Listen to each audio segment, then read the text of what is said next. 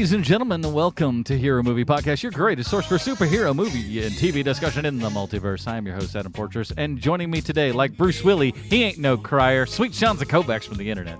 Man, try telling 1988 Sweet Shanzi that ain't a great song. And unlike Mr. Willis, Bruce still has all of his hair. Bruce Leslie. I'm a prickly pear who could have sworn we've already watched this movie. I think we all have, actually. We've seen the first one on the show, right? We Yes. did. We reviewed the first But one. not the second one. Not the second one, which it just kind of puzzled me because I have seen this movie before and it doesn't seem like something I would just watch like to make myself a better citizen or something. Like Oh, man, I would that's have so to have funny. a reason to pursue this. Part of the movie. That's so 4-H funny, program. Bruce, because Adam and myself had that exact same text chain going. We've seen this, right? You totally feel like you've seen it, and at the same time, I was waiting for that moment, going like, okay, where's the thing that I know? Yeah. What do I know in this? And sure shooting, I don't think that I had seen it at this point. So at least I had that. At least I didn't have that Bruce thing where it's like, I've seen this before because I'm a citizen of the world and must watch Red 2. I mean, I suppose I didn't have that going for me.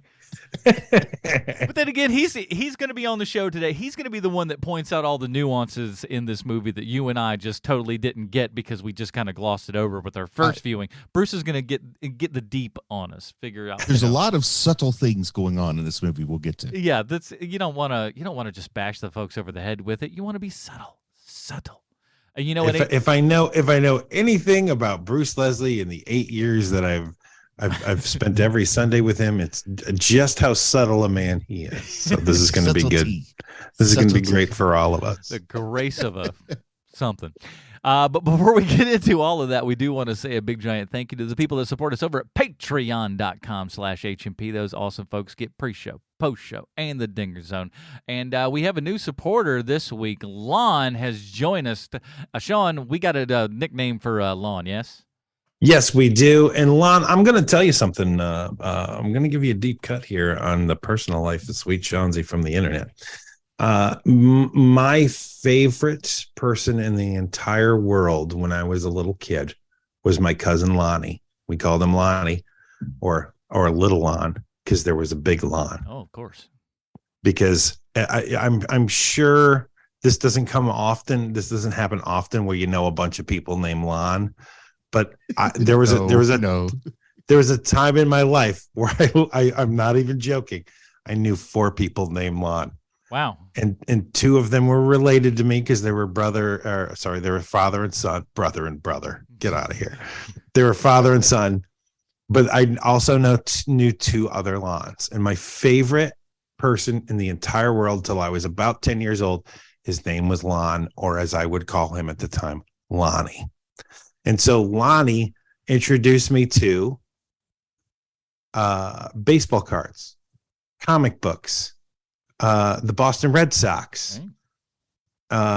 Just a bit like football is a fun sport to watch, like stuff like that. And so I have very fond memories of the name Lon. And Lonnie and myself now, we've only been in the same room once since we've been adults. And we are on different sides of the spectrum as adults, so we still get along just fine. But we're not going to be spending alone time. We're not going to be hanging out like, it might be fun hanging out with Lonnie. Like that doesn't happen anymore. Are you telling us he's a Pepsi guy and you're a Coke guy? Oh, he's a Coke guy. I'm the Coke guy. Yeah, they Peanuts in it. What's wrong with you? Gross. That's basically it. Yeah, I mean, we're just different people. He's still a great dude, but we're just different people. Yeah. And that's where we're at with Lon. So, Lon, from the fine people of the internet have bestowed upon me the ability to be able to nickname new HMP members. And so, Lon, your nickname is now, because this is the first comic book that my cousin ever let me read. It was his comic book, and it was Batman. It was a Batman, and the villain in that Batman comic book was Man Bat. So from this point forward on HMP, your nickname will be the Man Bat. All right. That is solid. Not too shabby. All right, Lon, you are now known as the Man Bat. We got you in here. Malcolm D has come in as a Patreon supporter, but literally like 10 minutes before the show started, so we didn't get a name for him yet. Malcolm, we got you coming next week, buddy. So if you want to be like Lon and Malcolm, head on over to patreon.com/HMP and support this show. Get yourself more content in the meantime. And, of course, if you can't support us on Patreon, you can always share the show with somebody or review us on places like Spotify. I didn't know if you know this now, but you can rate podcasts on Spotify. You can't write a review yet, but you can at least leave, stars and stuff, which is nice. So if you're on Spotify or you got the Spotify app, as I'm sure the majority of folks out there at least do for one thing or another, go ahead and drop a 5-star review there for HMP on Spotify, or drop us a 5-star review on iTunes, aka Humdinger. Humdinger. This one comes to us. It's been a while. So I'm really happy to see an iTunes review here because it has been a minute. This one comes to us from Joe Waz, 5 stars, entitled "These Fellas Are Truly Entertaining." Oh, nice. 5 stars, Humdinger. Thanks, guys. You make me laugh and smile quite often. Love the comic connection and the Stallone connection. Almost caught up on all of the episodes. That's great. That's amazing. So thanks, the Waz. Waz, thank you for dropping that review on iTunes there. We really appreciate it.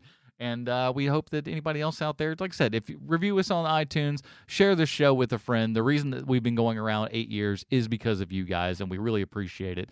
And just so excited to do all this again in 2023. Let's get into it, boys. Here is the trailer for Red 2. What are we doing here with all this bull?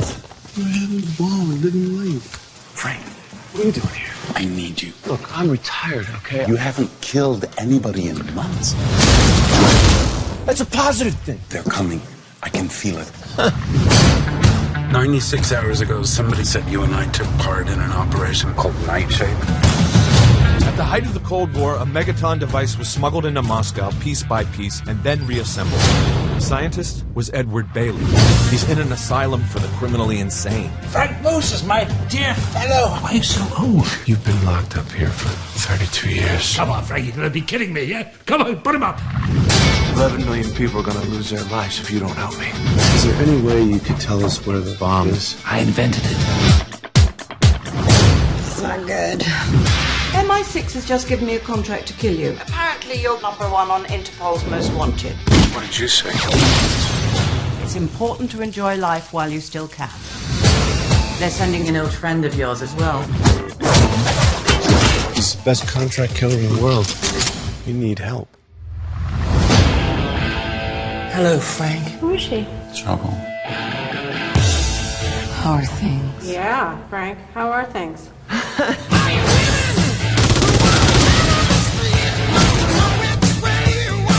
What are you doing kissing my girl? What happens in the Kremlin stays in the Kremlin. You gave her a gun. She has no idea what to do with this. I know exactly what to do with it. It'll be like the old days, Frank. I hate her so much. You're dead, man, Moses. I ain't dead yet.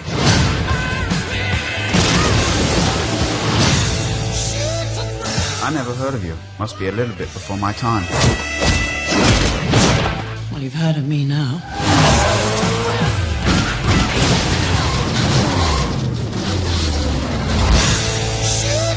Saving the world! Nostrovia! Nostrovia! Budem the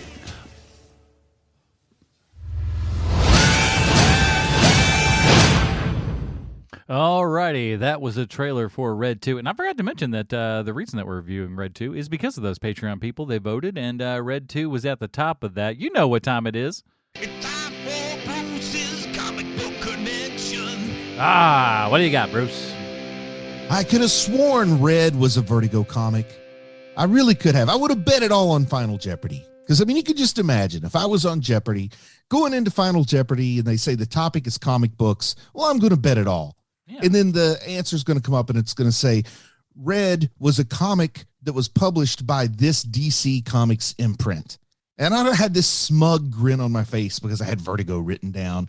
And that smug grin would have been there right up until Blossom told me I was wrong. And then after a deep guffaw, I'd slap myself on the forehead and I'd say, of course it was Wildstorm. It was written by Warren Ellis, who worked quite a bit for Wildstorm. And you know who else used to work for Wildstorm? Alan Moore. But he had nothing to do with Red. Now, Cully Hamner, he did have something to do with Red because he did the line art on Red. And what seems to me like a strange spiral of imprints, Wildstorm, which was an imprint of DC, had its own imprint that it called Homage. And it was actually Homage Comics, which published Red. So maybe that's why I thought it was Vertigo instead of Wildstorm. But then Blossom looks over at the judges and she shakes her head no. And she says, sorry, Bruce, you're a loser. And speaking of blossoms, Adam, do you have a list? Oh, we're blossoming all the way over here, boys and girls. If that wasn't enough, let me sell everybody on this. Wait, no, that's the thing from last week. Oh, I didn't rewrite that part. Oh well, but let's. This sucker's got everything in it. I'm like, that's not what that's supposed to be at all. Anyways, this sucker's got everything, boy. That comic book connection didn't convince you. How about a motion comic style opening then, huh? You doubting Thomas? Come on, man. We got Bruce Willie, and there'll be no besmirching the name of Bruce Willie no more. We will not be having that around here. John, no, I'm not overacting. Malkovich is here. We got the Weeds lady. Yep, had a thing for her as well. Hannibal Lecter, get this, and Hannibal Lecter. That's right, we got both of them. We got Jason Statham's mom, Bosch in a boot. Not too bad right there. Professor Lupin makes his first HMP of 2023. Good to see that guy in just about everything that we watch these days. Catherine Zeta-Jones is Carmen Sandiego. Barry Manilow, Costco, Car Bomb, a funeral, Prison Break-In, Prison Break-Out, Skin Stories, Pringles ad, Grenade Exploding, Shotgun Blasting, Gratuitous Naked Asian Man, Death by Origami, last movie Bruce Willie exited a car all cool. This time he gets in a car super cool. We got Dirt Bike in the City, some Italian Job riffs, a narrowing alleyway, slipping a Mickey, getting a Gatling gun scene where we shoot a van in half. Don't see that too often.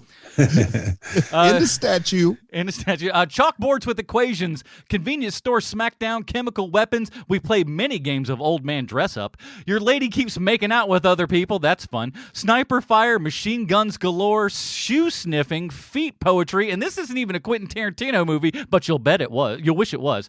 Nerve agents and anecdotes, shooting from the hip on a plane. What could go wrong there? Barrel smashing, the best special effect is making me think 137-year-old Bruce Willis could hold his own against this young assassin. Guys, for your lady, do as Bruce Willie do and give the gift of a gun. Smacking your old lady, kidnapping, M80s in the toilet, Bart Simpson classic style. A bit of the old stabby in a podcast studio. Best quote nominee for conversation goes to Tony Hopkins and his deadpan delivery line of, when you mess with me, buddy, this is what you get. A hallway shootout, 2 out of 10. Dual wielding with a drifting 72-year-old grandma. Helicopter crashing and a switcheroo ending that'll have you saying, well, yeah. Cut to Papa Loves Mambo credits. This movie's got everything. Brava.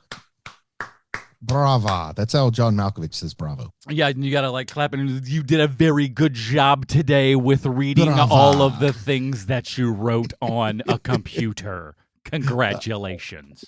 For a while, John Malkovich might have been my favorite actor. Not now and not recently, but there was a point in time. You're not wrong though. There was a point, like, even as like everybody kind of corns and makes fun of it now, and for good reason. But like his in Rounders and stuff, that was that John Malkovich era. That like when he showed up in anything, you were like, oh snap, John Malkovich. Oh yeah. Do you guys remember the Gary Sinise, John Malkovich of Mice and Men? Yes. I loved his performance as Lenny in that. He's great in that. Yeah, so the era that came out was gotta be like what, 90s or something. So that's it's I want to say it's like early mid 90s. And he was in Les Liaisons Dangereuses. It was pretty good in that too. So the thing that I kept thinking about while watching Red 2 is, before we knew about the awfulness of what was happening to Bruce Willis, that for many years on this show, all three of us would talk about how Bruce Willis just stopped caring about movies, like the movies that he was in. Mm-hmm.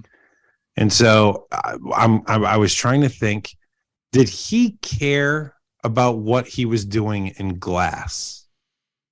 I think he did. I really do. I do too. I think he cared about what he was doing in Glass, but I also think, unfortunately, he was probably physically hampered, and that we don't really know about it, and that we didn't really talk about it. In terms of though, like internal motivation and giving it his all, I don't have any doubts. I think he wanted to give everything he had to give in Glass. Yeah, I believe. And I think that was his last, like, I don't know that, I don't want to say it was like a last great performance, but I mean, it was his like last true Bruce Willis's performance or something like that. I'm trying to come up with the right way to say it. I think we all get the vibe of what you're saying. You may not have the words to put it, but I get it. Because he had some, some productions where he wasn't his best Bruce Willis in between. And that's what I'm trying to get to here, because Bruce Willis clearly loved working on the first Red. Mm-hmm. He is spectacular in that movie. Like, it's like, oh man, the old Bruce Willis is back. This is really fun. But then for Red 2, it's not the same. It's not the same performance that he gave in the first Red. And I'm wondering if it's kind of like what happened with him on The Whole 9 Yards versus The Whole 10 Yards. Yeah. Well, I would say some people aren't cut out for sequels, but I did just watch Die Hard 12. And so I'm wondering, because there was that weird sequel problem that Bruce Willis was having in the 2000s, where it was like, man, you don't have to do this, man. You don't have to do this. And he would do it anyway. And I like him in this. I like him in Red 2 just fine, but he clearly is not doing his best work. Do you think that his performance might be why Red 2 is kind of the franchise killer here? Because I really felt like this premise and this cast really had some legs. Like, I felt like people would go to see old Bruce Willis and old John Malkovich in good kind of hijinks for, at least 3 or 4 more movies. Yeah. But this kind of brought it down. Maybe it was people were reading the lack of enthusiasm in Bruce Willis, or maybe the movie just was longer than it needed to be. I don't know, but this just felt like something that could have seriously had some legs. Well, here's the thing that I think when it comes to your geezer teasers like this movie is, I think for the most part, younger people, like if you are in your 20s or 30s and you're making a, hey, tough old guys get together to kick some ass, you've got maybe one of those movies with the same cast. Yeah. You don't have 2 of those movies. And so, like, when in the 90s, that movie for me was Space Cowboys. I loved that movie in the 90s. It does not hold up. Don't bother watching it, because it's not it does not feel great anymore. But at the time, I remember seeing that movie and going, wow, that's really awesome. A lot of pooping and space jokes. I forget. It's a lot of like, this was a lot easier 40 years ago. Yeah, like, no crap. That's how that works. That's how time works, pal. Yeah.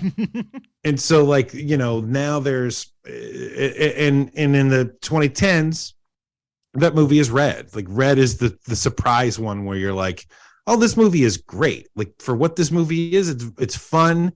It's clippy. Bruce Willis is the charm machine again that we're all used to. It's believable that him and that lady who's 35 years younger than him are together. Like, there's all of that stuff. It was a time when that was considered daring to cast someone that old opposite Bruce Willis, though. Yes. Yes, and I'm not being facetious. You're right. That seriously was the attitude in that around that time. Yes, you're right. If this were a James Bond movie, they would not have cast her. But I do believe that those 2 people are having sex. Like, I do. In the first movie. In the second movie, I believe that those people are grabbing paychecks every week. Yeah. I'm cashing them at the bank, and guess what? They clear. I'm sorry, Bruce, go ahead. I've been monopolizing. I was just going to say that I feel like Mary Louise Parker has been underappreciated in my pantheon over the years. Like, I was watching this and just kind of wondering, like, why I don't think about her a little bit more often. Like, she's got a certain kind of adorable that I would put her in that same category for people who I enjoy watching perform, like as Lauren Graham.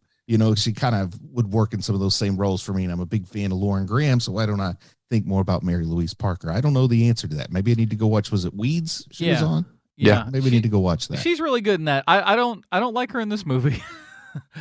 I think she's terrible in this movie. I don't like her character. I think she's no Catherine Zeta-Jones. Her character has weird motivations that I don't quite understand. That like I don't really remember much from the first movie, but like it's almost as if this was a movie written by people who didn't understand female motivation. Well, what the first movie has working for it that the second one doesn't is that the first movie, everyone's running for their lives. Like there's a good reason for this movie to exist. Like the CIA is trying to kill all these old operatives who could completely, flip on them and murder everybody. And so they're trying to murder the old operatives instead. That motivation in that movie makes sense. What's happening in this movie makes absolutely no sense at all. And there's really no stakes. Yeah, it's a bomb movie. It's a bomb. Yeah, it's one of those that got a bomb and you got to stop them. It's and this just is dopey. a movie. This is a movie. Now, the first one works. Well, we'll talk more about why the first one works, I guess, but this is a podcast about the second one. So the second one doesn't have, as you said, a motivation I'll buy, because if people are trying to kill you, you're going to try to stay alive. That worked in the first one. But here I have to wonder, like, how far would the three of us go as private citizens to try and stop a plot? Like we would probably not just stand by and do nothing, but then there's a certain point where it's like, well, we're not going to get on a plane to Paris and start gunfights with people. Yeah. Like if they're not endorsed by any organization whatsoever. It's just a couple guys are like, you know what? Why don't we just do this all on our own? That's what I mean. Like motivationally, not a whole lot makes sense in this movie.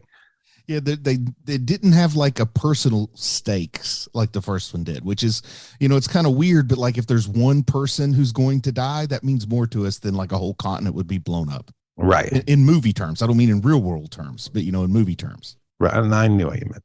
Yeah, that's why the first one works better than this. And, the little tease with Helen Mirren being put against the team, we weren't falling for that. And, yeah. But Brian Cox, I forgot that I like Brian Cox. I never great. forget that I like Brian Cox because he's great. No matter what he's doing, even if it's weird and silly like this movie, you're still this just like Russian Romeo, yeah.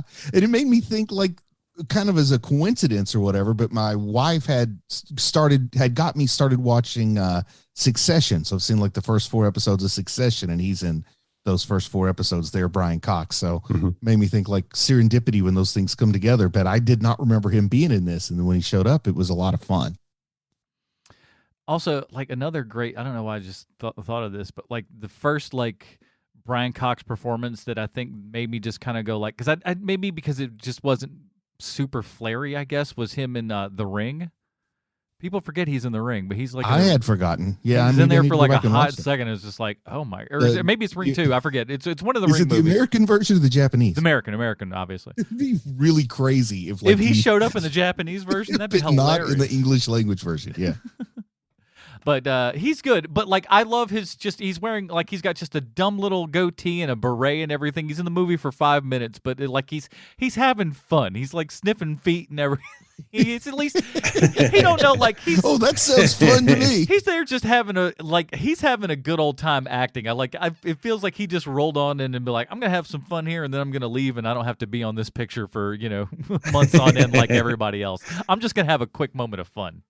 Yeah, it's kind of clear, like the people who are taking other people's like leads, like it sure feels like the people like your Anthony Hopkins and your Brian Cox are taking more after what John Malkovich are doing in this movie. Mm-hmm.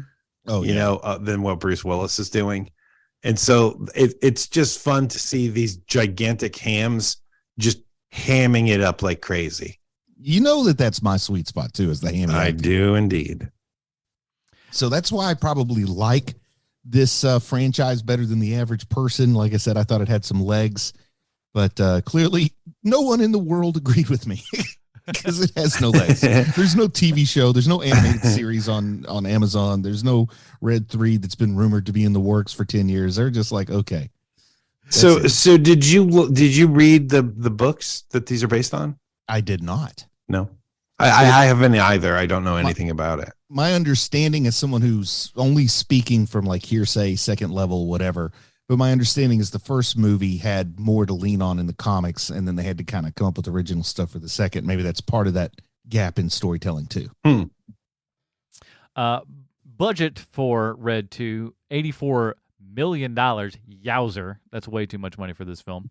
That's all going to the actors. Exactly. Yeah. Exactly. I mean, because when you look at everything else, you're just like, nuh-uh. You didn't spend that much money on this film. Worldwide gross, $140 million. So that's not awful. It did okay. It's not awful. But no one was clearly clamoring for this, certainly in the States. Am I out of line if I speculate they probably had to pay Bruce Willis $30 million? Oh no, not at all. I would imagine that is spot on what his pay was. Yeah, it sounds about so that's right. a big chunk of an $84 million budget. Yeah. Yeah, where he's so at. So can I ask you guys about an actor? Well, we kind of have spoken about him before because he's in a lot of sci-fi genre stuff. But the character who's in this movie that's played by Neil McDonough. Yes, Neil McDonough, who looks weird with a bit of yellow in his hair. I'm used to such a white head. Well, do you like him as an actor? I like him as a campy actor. Mm-hmm. I don't like it when his tough guy persona tries to be too serious. That's why I thought he worked on the Arrowverse, because that's like soap opera level. Like if you brought him in as the new villain on Days of Our Lives, you know, he would crush that.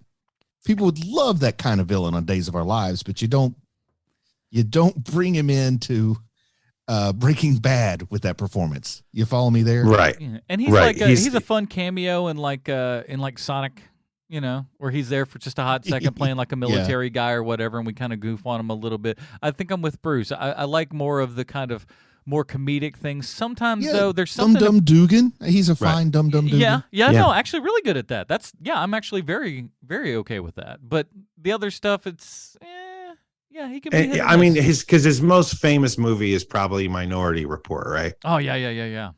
And he's great in that, and he's not being hammy in that movie. But he's also in Band of Brothers, and he's great in that movie. But in that series, but he's also, you know, like out of his mind for half of that movie of that series. So, like it kind of works to his favor. It's one of those weird things where like it feels like he's never it feels like I can see him acting in everything he's in. No, I can see that. That's I'm with you 100% on that. I feel like though he did find kind of like a small niche, but in these genre productions, he's going to get cast. You know, it's like you cast Christopher Walken to be Christopher Walken, not to lose himself in the role of Abraham Lincoln. Right, and it's the same way. you cast Neil McDonough to come in and be Neil McDonough in your genre thing, and he knows what's expected of him. You know what I mean? And I think it's turned into one of those things where it's like, you know, I can count on getting 3, I'm just making up a number, but I can count on getting like 3 $7 million a year jobs easier than count on one $20 million a year job. You know what I mean? So he's found a way to make it work for the guy. Yeah, he works all the time. I mean, it makes sense. And sometimes it's easy for people to write a guest appearance by Neil McDonough because, like I said, he's not going to come in and be like the guy from My Left Foot who's writing poetry with his toes, but he can't communicate. He's not going to be that guy. Yeah. Right. Yeah, I imagine Neil McDonough to be one of those like nice guys on set. I could imagine just from.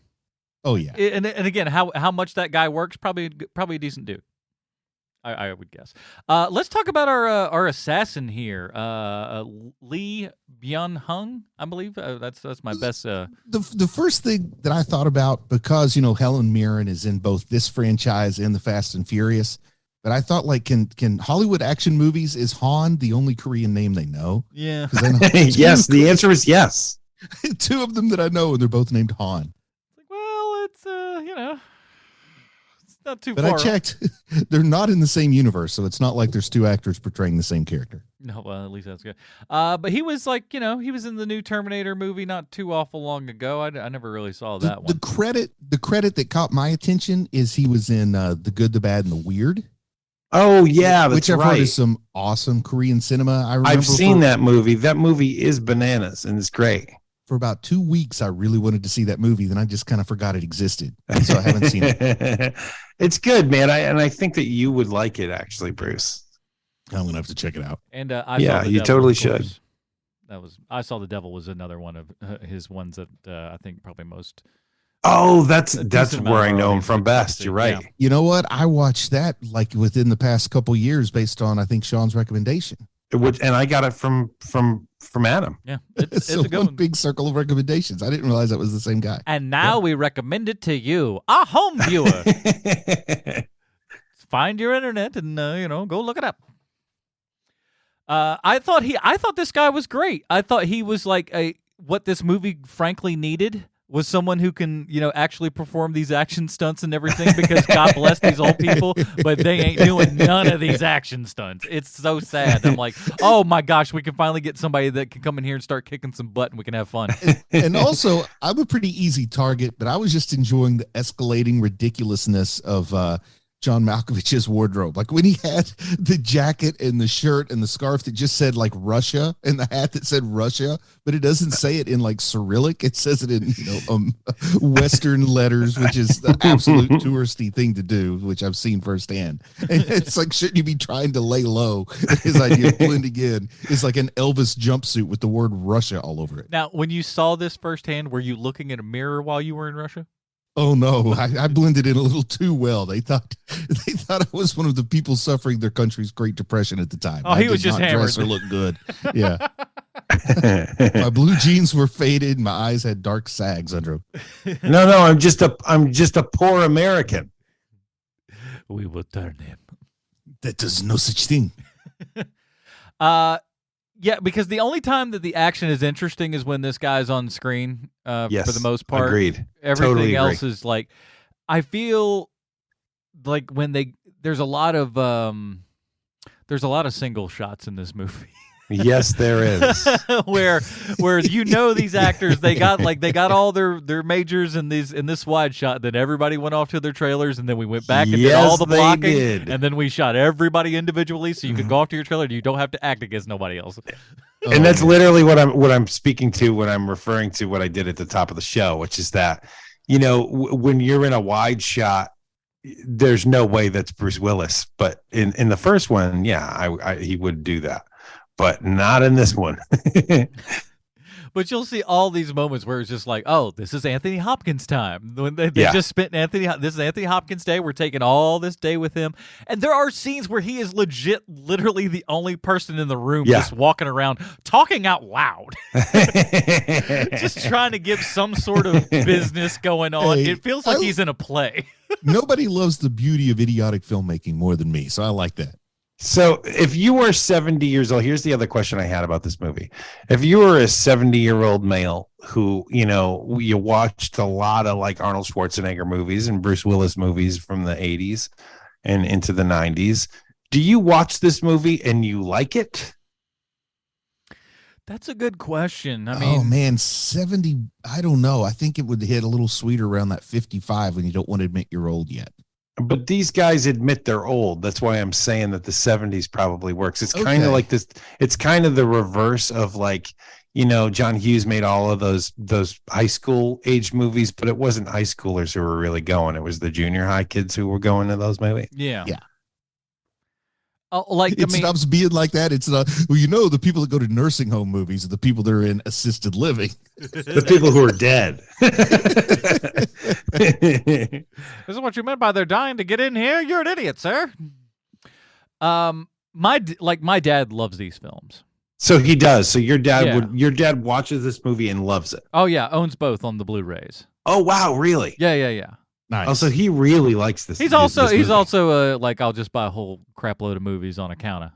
But like, listen, you. So you didn't just cut that. You just didn't cut that out of whole cloth. Well, here's the thing: the man collected comic books from 1960 to approximately 2000, right in that neighborhood. So he dropped that because it was so expensive. But you also reoccurred another expensive hobby with buying movies and stuff like that. So it's just like, it's a problem, but it's not that. I say problem, but like that's the cute problem that you want to have. Yes. Dad's not drinking and hitting people, so it's like as far as like I buy a couple of DVDs every now and then, you could be a lot worse of a father than that, I suppose. Sure. So yeah. But yeah, Adam, I think that's that the era of people that like this is people that are like late 60s, early 70s and stuff like that. Yeah. Adam, you remember that old bit from my old stand-up act that I had where like You know, sometimes having a drug problem is the only excuse that makes sense. Do you remember that one? Yeah. Where, you know, if you're selling your baby, well, you know, she's a drug addict. It's for drugs. That makes sense. But if like, well, I sold my baby because The Matrix is coming out on Blu-ray, does it make nearly as much sense? Yeah. It's a special edition alien head that's got all the discs in the top of the head. You don't get it. They just came out with a new version of a 6-inch Boba Fett. They say that this is the ultimate Evil Dead collection, so I feel like I have to pull the trigger on this one.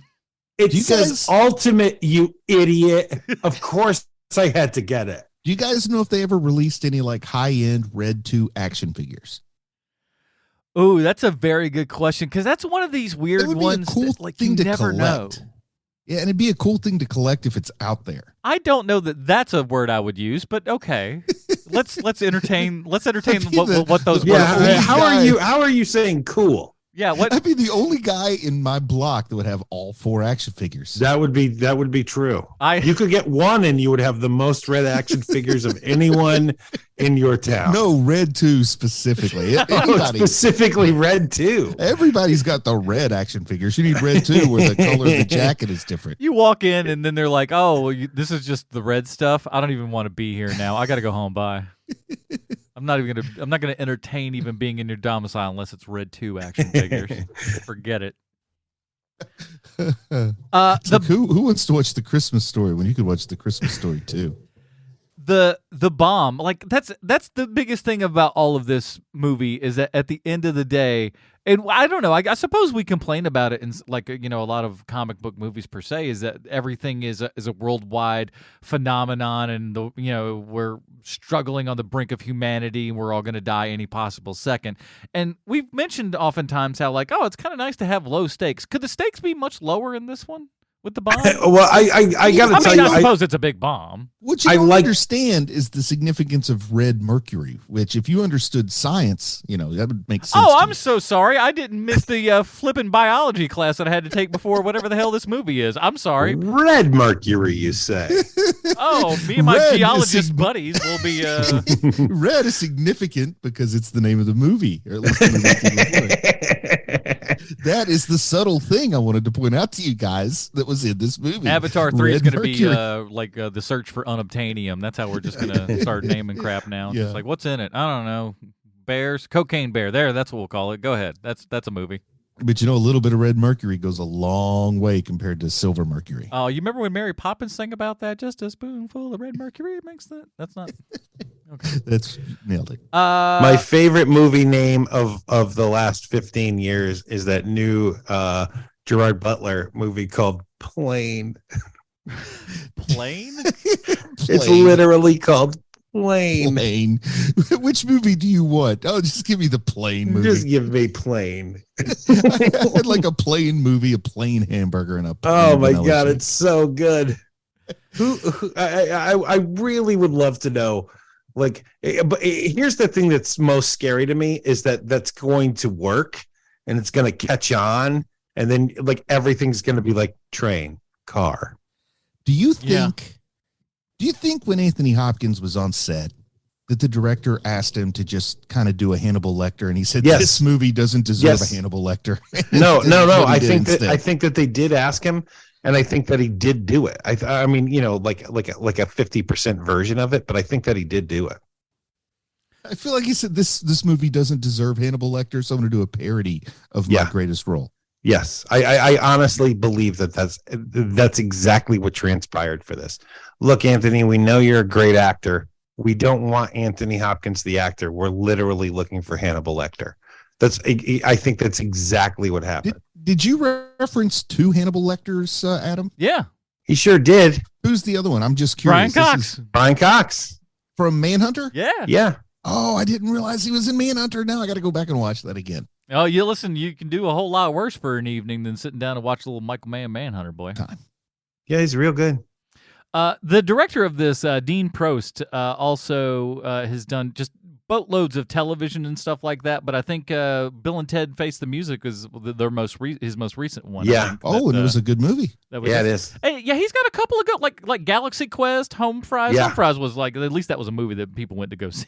I think it made some money, but I don't know I don't know how good anything it was. about Home Fries, but people love that Galaxy Quest. But so he's had some hits and misses and stuff, and like I don't put this movie on necessarily him. It's kind of the script and what they've got to deal with, and the actors just going. It's got the this much actor. stuff I to mean, do. come on, man. It's the star of the movie is really what really sank this thing. I mean, come on.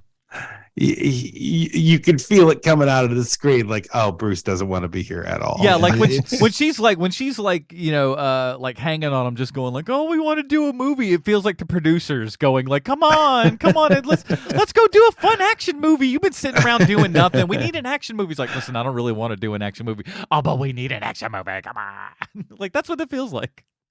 And she's so weird in this that like I don't know. I can't take her seriously at all. Let's just say that James Gunn calls us up and he says, look, I know people think it's crazy, but I've got to do a hard reboot on Red. I got to remake Red for a modern audience. Who do we recommend he cast in that? Oh, we go young. We go super young. Oh, really? We get that kid that played Jughead, right? He's going to be the Bruce Willis we get character. him and his twin brother. Oh, yeah, sure. Why not? We get Cole and Dylan. One can be one guy and one can be the other. But the one is gone, right? The one isn't an actor anymore. Oh, you write a big enough check, you'll be an actor again. Oh, I see. Yeah. No, we don't want the Sprouse twins in James Gunn's Red.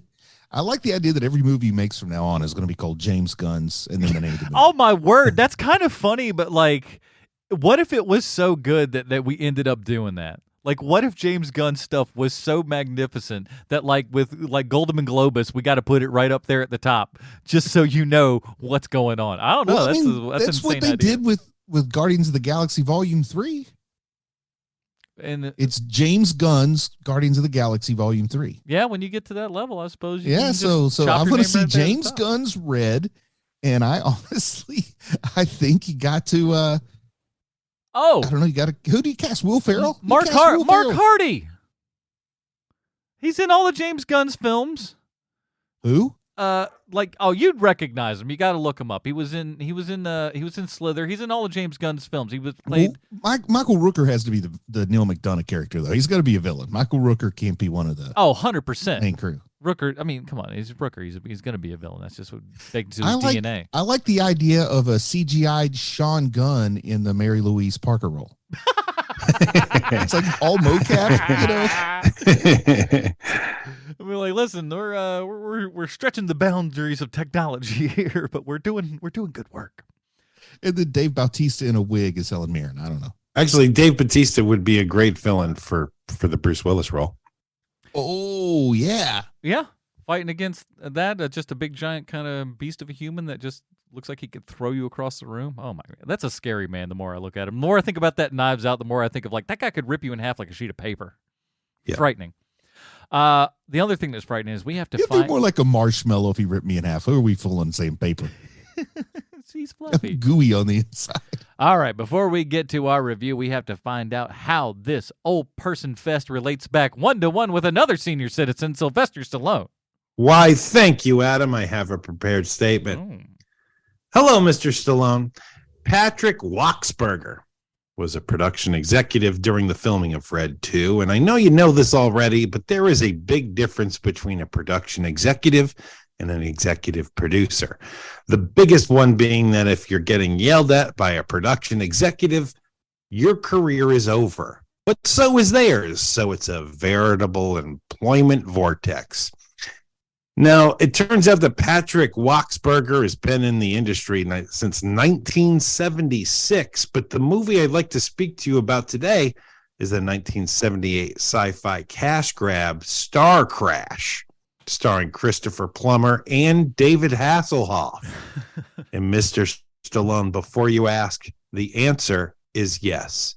Yes, this is a Star Wars knockoff. Yes, it was shot entirely in Italy. Yes, Roger Corman picked it up for American distribution so he could see if there was a market for a cheap sci-fi knockoff. And yes, Roger Corman considered $800,000 enough of a market to make Battle Beyond the Stars. It's great. And Carolyn Monroe is actually the star of this movie, or I should say parts of Carolyn Monroe are the stars of the film. And the Italian director of this movie is Luigi Cozzi, but he didn't want American audiences to think he was some terrible knockoff Italian director. So he went by the far more American name Giuseppe Pastrami. No way. No, actually, his screen name for this movie is Louis Coates. I like that way better than Giuseppe Pastrami. Giuseppe Pastrami. So Patrick Wachsberger in 1990, everything changes for him when he becomes the executive producer of a movie called Q&A, which is a movie starring a pre-drunk driving Nick Nolte and Timothy Hutton. And you might have never heard of it, but as someone who worked in a video store in 1990, let me tell you, your parents definitely rented that movie all the time. We couldn't keep it in the store. Old people would constantly come in and ask where the movie Q&A was, and it would always be rented out. And I'm not even kidding. We had 5 copies at the little mom and pop video store that I worked at, and they were thinking of getting more of the movie Q&A. Now, from there, to get back to Patrick Wachsberger, from there, he starts producing films for the biggest stars in the world, including you, Sylvester Stallone. And the movie he ends up producing with you is just before Red 2, and it's your movie Escape Plan, a movie that has been described as, and I'm quoting, Men in a Hole. And there's your Stallone connection this week. Production executive Patrick Wachsberger. I hope to hear from you soon. Your pal, Sweet Chauncey from the internet. I almost thought we were going to get a... it's been described as a film that was in theaters. Well, that's why. But you knew I was going to go there because I've made that joke before. Here at Hero Movie Podcast, we have our own patented Robin rating system. If you'd like to check it out, head on over to reddit.com/r/Hero Movie Pod. It's right there at the top of the screen. Bruce, where does Red 2 fall in the Robin rating system for you? I enjoyed this movie. I mean, it's a franchise killer, which is unfortunate because I would like to spend a little more time in this world. I like the core group of 4 people that they've given us: Helen Mirren, John Malkovich, Bruce Willis, and Mary Louise Parker. But this movie probably drug a little bit in the middle. Bruce Willis, not given his A game, perhaps, brought it down, which is too bad. But I've seen a lot of movies put out by Warner Brothers that are comic book adaptations, a heck of a lot less enjoyable than this. So I'm going to give this like high Navy and Wayne, where I like it, but I get it if you don't. Sean? For me, this is a Stephanie Brown. It's fine.